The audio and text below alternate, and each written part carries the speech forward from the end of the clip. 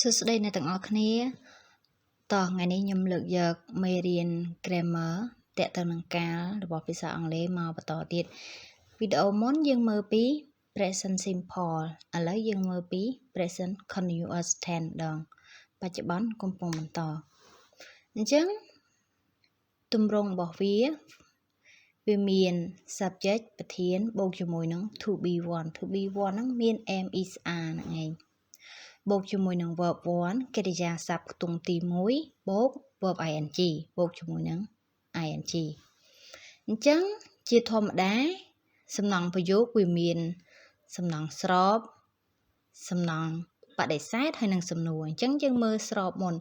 positive form អញ្ចឹងទម្រង់វាយើងដឹងហើយខាងលើគឺមាន subject បូក verb to be one បូក verb 1បូក ing អញ្ចឹងយើងមើលប្រយោគឧទាហរណ៍ I'm studying English am ពាក្យកាត់ថា I am studying English I'm looking for my wallet do you know where is it អញ្ចឹងពាក្យ study looking អានឹងសិតតាជាសំណង់ប្រយោគ present continuous ណាអញ្ចឹងយើងមើលបន្តទៀតHe is speaking Chinese. He is speaking Chinese. They are walking. It is raining. You are watching TV. She is washing her hair. អញ្ចឹងគ្រប់ប្រយោគរបស់យើងទាំងអស់គឺមានប្រធានបូកជាមួយនឹង verb to be am is are ប្រយោគខ្លះខ្ញុំដាក់វាពេញប្រយោគខ្លះយើងក៏កាត់តែវាដូចគ្នាទេ verb to be ដដែល subject verb to be បូកកិរិយាសព្ទខ្ទង់ទី1 verb 1បូកនឹង ing ហើយក៏យើងពាក្យនៅខាងក្រោយសម្រាប់បំពេញប្រយោគថែមទៀតប្រយោគខ្លះគឺយើងអត់ចាំបាច់មានcomplement អីបំពេញថែមទេគឺយើងមានតែ subject មាន to be am is are មាន verb 1បូក ing វាបង្កើតជាសំណង់ប្រយោគពេញលេញមួយហើយអញ្ចឹងយើងមើលទម្រង់ស្របហើយយើងមើល negative form យើងមើល negative form របស់វាទម្រង់បដិសេធណាទម្រង់បដិសេធគឺយើងស្រួលទេគឺយើងបូកតពាក្យ not នៅខាងក្រោយ to be ទៅវាចេញជាទម្រង់បដិសេធហើយអញ្ចឹងថា am not is not are not ចឹងទៅទម្រង់កាត់យើងដាក់តាមប្រធានវាអញ្ចឹងយើងមើលឧទាហរណ៍ទី1 I'm not living in the countryside but I grew up there I'm not living in the countryside but I grew up there ប្រយោគបន្ទាប់ I'm not working today I'm on holiday យើងឃើញទេយើងមានពាក្យ not នៅខាងក្រោយ to be អញ្ចឹងគឺយើងស្រួលចំណាំមែនតើប្រយោគបន្ទាប់ទៀត Johnny isn't listening to his teacher My little sister isn't doing her homework They are not drinking beer We are not dancing at the moment អញ្ចឹងយើងបានដឹងពីទម្រង់ស្របទម្រង់បដិសេធឥឡូវយើងមកមើលពីទម្រង់សំណួរអញ្ចឹងនៅក្នុងទម្រង់សំណួរយើងអាចដាក់ពាក្យសំណួរនៅខាងមុខបន្ទាប់មកយើងប្រើ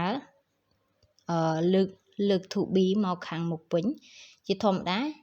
ទម្រង់ស្របគឺយើងដាក់ប្រធានហើយដាក់ verb to be am is are ដល់ពេលជាសំណួរគឺយើងលើក am is are ហ្នឹងមកខាងមុខប្រធានវិញហើយបង្កើតជាប្រយោគឧទាហរណ៍ what ពាក្យសំណួរ are to be you ប្រធាន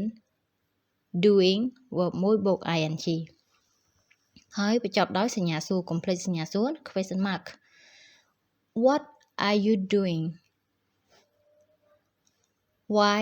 are you looking at me like that Why are they shouting at each other What is he doing? Is he talking to me? What is she looking at? What are they reading?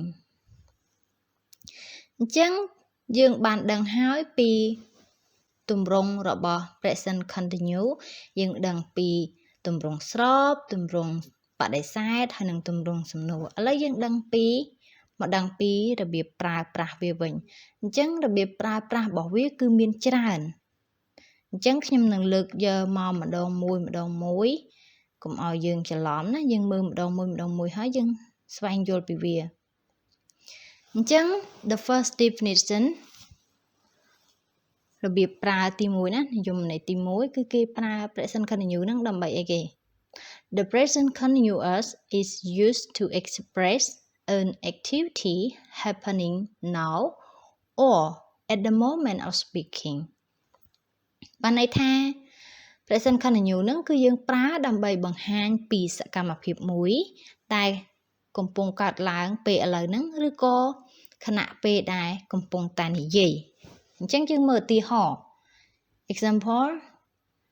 My children are playing football in the garden បានន័យថាពេលដែលគាត់កំពុងនិយាយហ្នឹងគឺកូនរបស់គាត់គឺកំពុងតែលេងបាល់នៅសួនច្បារ Let's go out now It isn't raining anymore Are you enjoying the party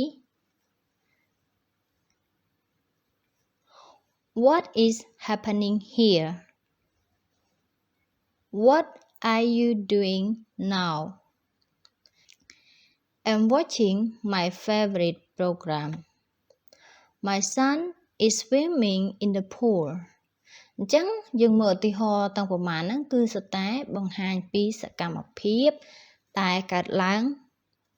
ឥឡូវប្រយោគហ្នឹងបញ្ជាក់ពីសកម្មភាពដែលកំពុងតែកើតឡើងឥឡូវហើយនិងសកម្មភាពដែលកើតឡើងខណៈពេលដែលកំពុងតែនិយាយពេលដែលនិយាយណាឥឡូវយើងមើលការប្រើប្រាស់ទី2 the second definition និយមន័យទី2ណា The present continuous is used to express an activity happening around now បង្ហាញពីសកម្មភាពមួយដែលកំពុងកើតឡើងជុំវិញពេលឥឡូវហ្នឹងគេថាក្បែរឥឡូវហ្នឹងវាមិនឥឡូវហ្នឹងប៉ុន្តែវាក្បែរ but not perhaps at the moment of speaking ប៉ុន្តែវាមិនមែននៅខណៈពេលដែលយើងកំពុងនិយាយទេបានន័យថាសកម្មភាពហ្នឹងគឺវានៅដំណើរការប៉ុន្តែវាមិនមែនខណៈពេលដែលយើងកំពុងតែនិយាយហ្នឹងវាកើតឡើងទេឧទាហរណ៍ They are studying information technology at AAU They are studying information technology at AAU អញ្ចឹងសកម្មភាពដែលរៀនហ្នឹងរៀន IT យើងហៅកាត់ IT នៅសាលាអាស៊ីអឺរ៉ុបអញ្ចឹងពួកគេកំពុងតែរៀន IT នៅអាស៊ីអឺរ៉ុបហ្នឹងសកម្មភាពហ្នឹងគឺកំពុងតែកើតឡើងបានន័យថាពួកគាត់នៅរៀនអត់ទាន់ចប់ទេសកម្មភាពហ្នឹងគឺវានៅ process នៅដំណើរការណាពេលអញ្ចឹងវាក៏ប្រើប្រយោគ present continuous ដែរប៉ុន្តែវាអីគេវាបញ្ជាក់ថាវា not happen at the moment of speaking វាមិនកំពុងកើតឡើងពេលដែលយើងកំពុងនិយាយហ្នឹងទេប៉ុន្តែវានៅក្នុងដំណើរ process អញ្ចឹងយើងមើលឧទាហរណ៍ផ្សេងទៀតហើយឧទាហរណ៍ផ្សេងទៀតវាក៏ដូចគ្នាអញ្ចឹងដែរគាត់ថាយើងប្រើប្រយោគផ្សេងគ្នា The number of people without job is increasing at the moment The number of people without job is increasing at the moment ចំនួនមនុស្សដែលអត់ការងារធ្វើគឺកំពុងតែកើនឡើង My friend and I are writing English grammar book this day ខ្ញុំនិងមិត្តភ័ក្តិរបស់ខ្ញុំកំពុងសរសេរសៀវភៅវេយ្យាករណ៍សប្តាហ៍ថ្ងៃហ្នឹងអញ្ចឹងបានន័យថាពេលវេលាវាកំពុងកើតឡើងដែរប៉ុន្តែវាមិនមែន at the moment of speaking ទេ I'm reading a good book of Henry James I'm reading a good book of Henry James She is studying mathematics at university My brother and sister are studying English and Chinese at high school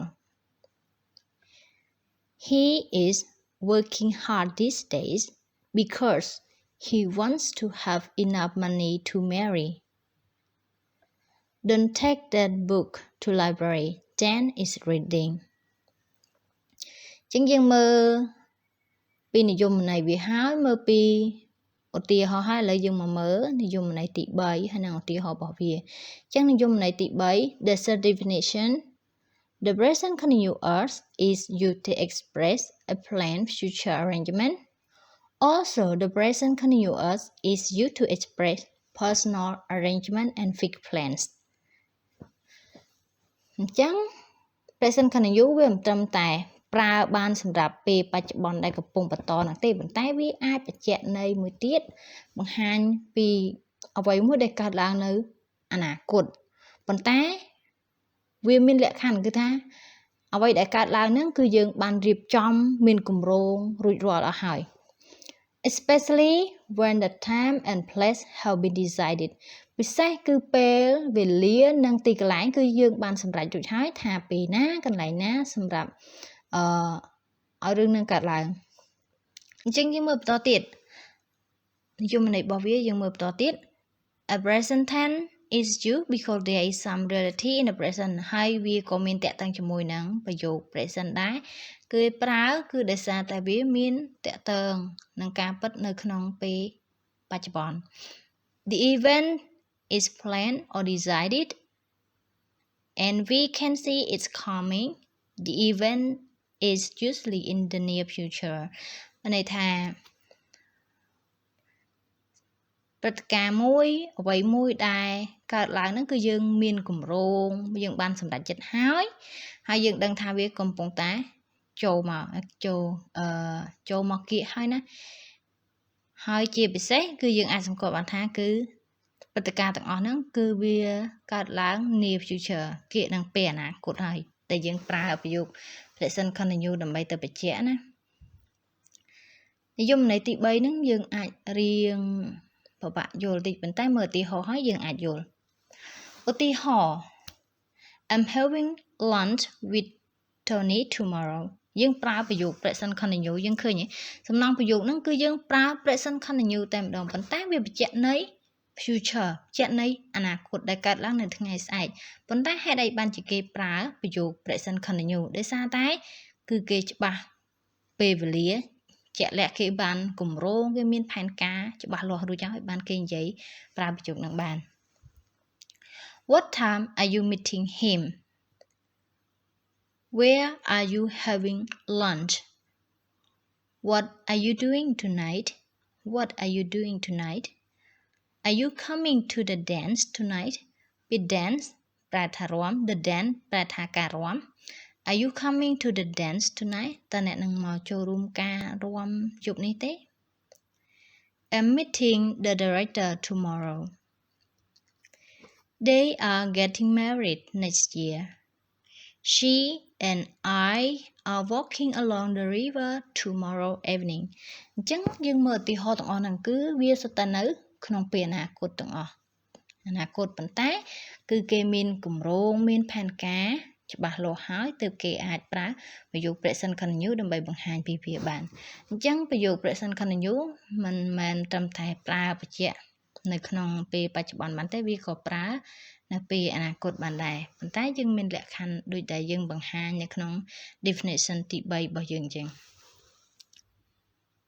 ងមេរៀនយើងគឺវាបញ្ចប់ត្រឹមនឹងហើយវានៅមានរបៀបប្រើ verb ទី1ហ្នឹងបូក1 ing ហ្នឹងវាមានលក្ខខណ្ឌពិសេសផ្សេងទៀតប៉ុន្តែខ្ញុំនឹងធ្វើវានៅវីដេអូក្រោយអញ្ចឹងថ្ងៃនេះយើងជួបគ្នាត្រឹមប៉ុណ្្នេះសិនជួបគ្នាវីដេអូក្រោយអរគុណច្រើនសម្រាប់ការទស្សនាហើយកុំភ្លេចចុច like និង subscribe channel ខ្ញុំម្នាក់មួយផងអរគុណច្រើនចុងក្រោយនិយាយតាក់មាត់អរគុណច្រើនបាយបាយជួបគ្នាវីដេអូក្រោយ